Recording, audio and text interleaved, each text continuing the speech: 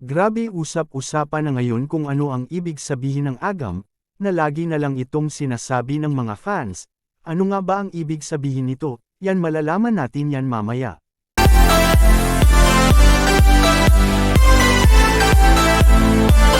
Isa na namang mapalang araw po sa inyong lahat mga kalingap. Sana po ay lagi kayong nakatutok sa aking ginagawang reaction video. At kung nagustuhan nyo naman po ay sana wag nating kalimutang mag-like at subscribe sa maliit na channel na ito. At siyempre wag din nating kalimutang mag-subscribe ng ama ng Kalingap na si Val Santos Matubang at sa kanyang anak na si Kalingap Rab pati na rin kay Ate Edna Vlog. Maraming salamat po.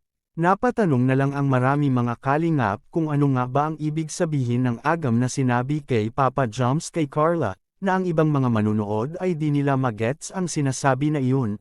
Pero bago natin ito ipagpatuloy, alam kong marami sa atin ang gustong-gusto ang love team kay Kalingap Rab ngayon.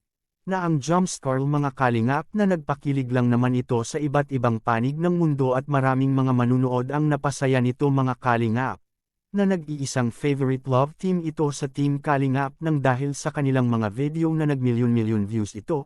Kaya yung mga viewers ay malulungkot talaga nito mga kalingap pag ito ay mawala. Marami ang manghihinayang ng lubos mga kalingap at mawalan na ng gana pang manood.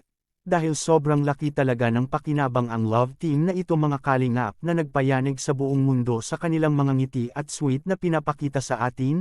Kaya di maiwasan na masabi ito ng mga viewers na sana ay magkatuloy na lang itong si Carla at Papa Joms sa totoong buhay, para magtuloy-tuloy ang kanilang sweet at kilig na laging nadarama sa mga solid fans nito mga kalingap.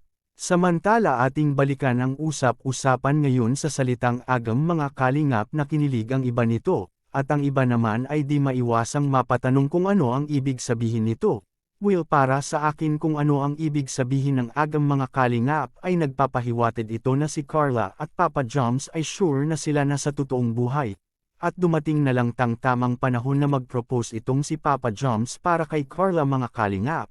At yun ang sandali na hinihintay natin na mangyari yun kay Carla at Papa Joms na mag-propose na ito kay Carla mga kalingap. Lalo't biniro pa itong si Papa Joms kay Carla na di pa nga raw ito nang propose sa kanya. Dun pa lang ay malaking chance talaga ang ating Papa Joms kay Carla na magkatuloyan ito balang araw mga kalingap. Kayo mga kalingap, sa tingin niyo tama kaya ang aking sinasabi sa ibig sabihin ng salitang agam na binanggit kay Papa Joms para kay Carla? Please comment and God bless us all.